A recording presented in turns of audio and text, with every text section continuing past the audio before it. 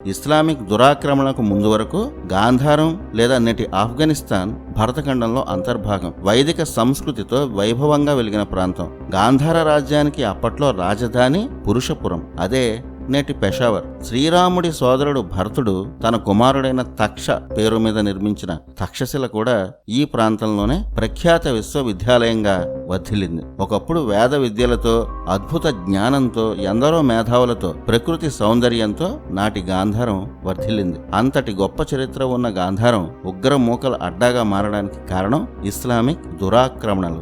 ఆనాటి గాంధార రాజ్యం వైభవానికి చెప్పేందుకు వేరే ఆధారాలు ఏవీ అవసరం లేదు. వేదంలోనే గాంధారం ప్రస్తావన ఉంది. అప్పటికి ఆ ప్రాంతం పేరు కుభానగరి. ఋగ్వేదంలో 10వ మండలంలో 75వ సూక్తంలో ఒక ప్రసిద్ధ మంత్ర సూక్తం ఉంది. ఆ సూక్తాన్ని చాలా మంది వినే ఉంటారు. ఈ సూక్తంలో అన్ని నదుల పేర్లు ఉంటాయి. ఆ మంత్రం ఏమిటంటే, ఇమం మే గంగే యమునే సరస్వతి సతుద్రి స్తోమం సచతా పురుష్ణయ అసిజ్ఞ మరుద్వృధే వితస్తయ అర్జీకియే శృణుహ్వా సుషోమయ తృష్ణామయ ప్రథమం యాతనే సజూహు సుసత్వా రసయ స్వేత్య తం సింధో కుభయ గోమతీం కృముం మేహాత్న్వ సరథం యాభిరీయసే.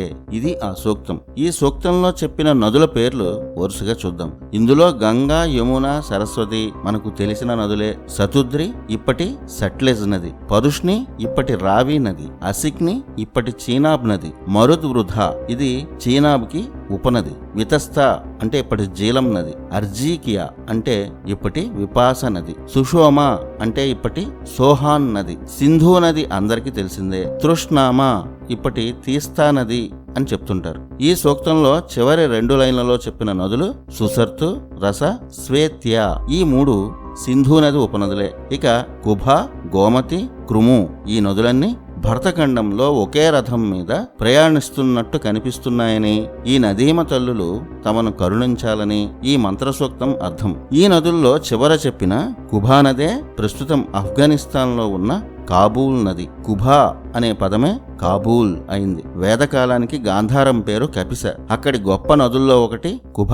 ఆ పక్కనే ఉన్న నగరం కుభానగరి, అదే ఇప్పటి కాబూల్.